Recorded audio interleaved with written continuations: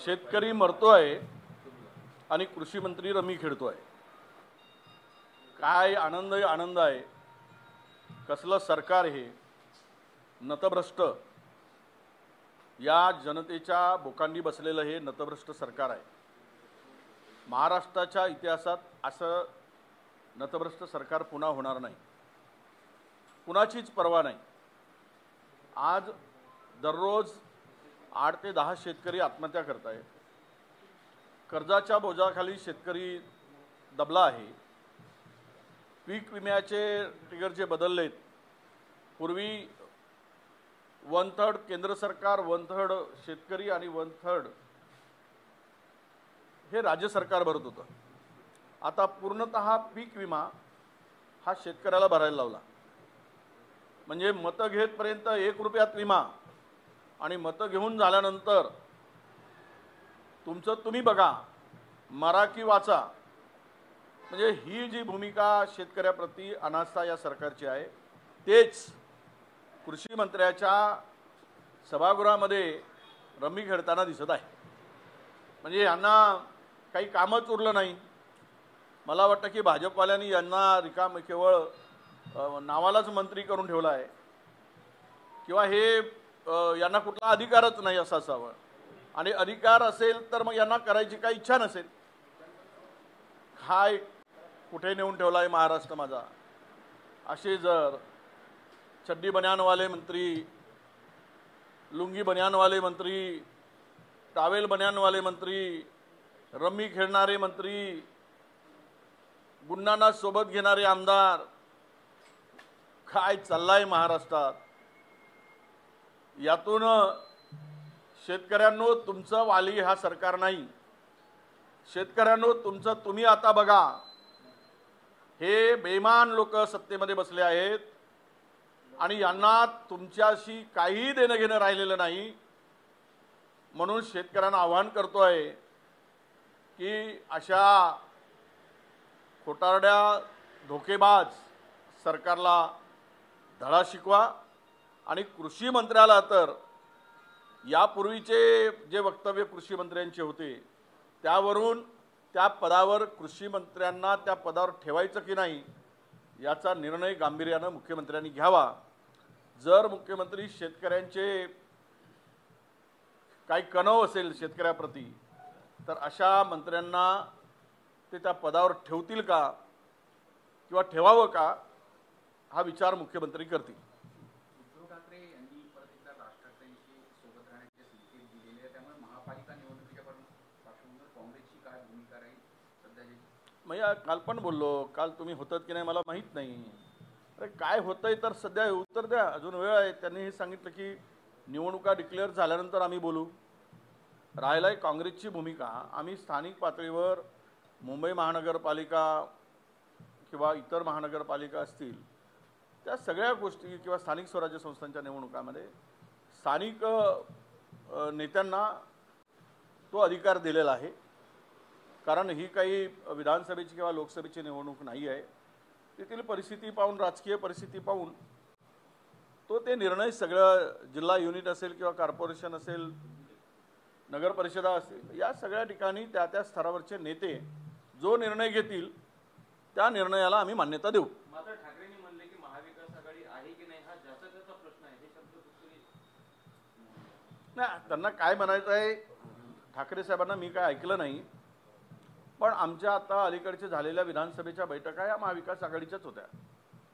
आम्ही एकत्र मुख्यमंत्र्यांना भेटून विरोधी पक्षनेतापासून ज्या काही निर्णय घ्यायचा आहे त्यामध्ये किंवा विधानसभेतील काही स्ट्रॅटेजीच्या संदर्भात एकत्र महाविकास आघाडी म्हणूनच आम्ही काम केलेलं आहे. स्थानिक पातळीवर महाविकास आघाडी म्हणून काही सर्वच निवडणुका लढल्या जातात असं नाही. एक शेवटचा उद्धव ठाकरेंनी असं म्हटलेलं आहे की संघाला आता मोदींचा पर्याय मिळाला असेल, म्हणूनच मोहन भागवतांनी 75 वर्षात शाल द्यावी अशा प्रकारचं वक्तव्य केलं. बघा, पर्याय सगळ्याकडेच असतात, पण पदाला चिपकून राहणारी आणि पद सोडण्याची इच्छा असलेली लोक फार कमी असतात. कुठे नाही पर्याय, सगळ्या गोष्टीचा पर्याय. म्हणजे माणूस कोणी पदावर राहिला काय किंवा गेला काय काय त्यामुळे काही फरक पडतो काय. काही फरक पडत नाही.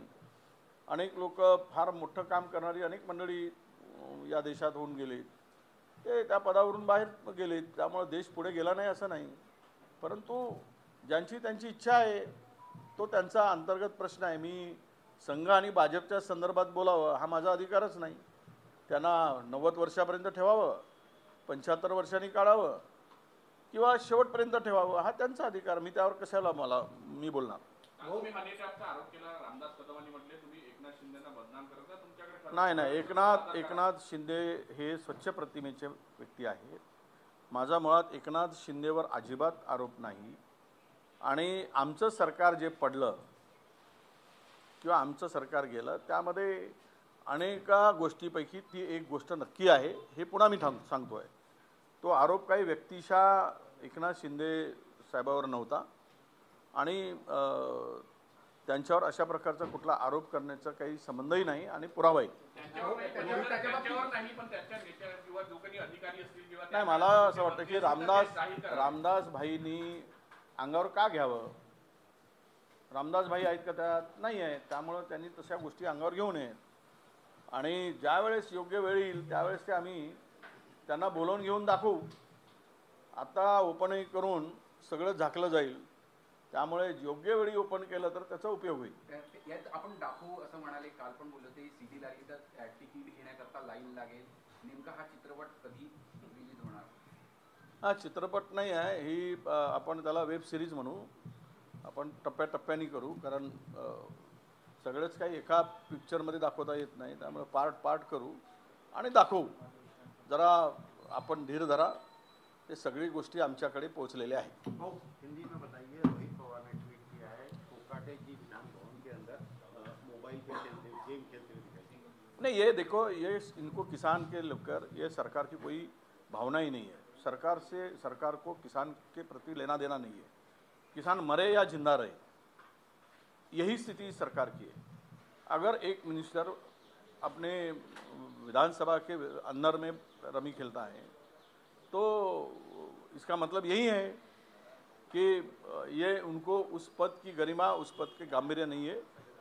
भाई मुख्यमंत्री ऐसे मंत्री को रखना चाहेंगे क्या? सवाल ये आता है. जिनको ये डिपार्टमेंट के प्रति बिल्कुल ही काम करने की इच्छा नहीं, उसके पहले भी उन्होंने ये वक्तव्य किया था. किसानों को उन्होंने भिखारी भी कहा था. तो ऐसे लोग किसानों के हित में काम नहीं कर सकते. अगर यह सरकार की मंशा किसानों के प्रति कुछ अच्छी है, भावना अच्छी है, तो ऐसे मंत्रियों को रखना या निकालना ये सरकार तय करे, मुख्यमंत्री तय करे. कल देवेंद्र फडणवीस और आदित्य ठाकरे एक ही होटल में 3 घंटे तक थे. ऐसी कुछ अटकलें लगाई जा रही है राजनीतिक दल.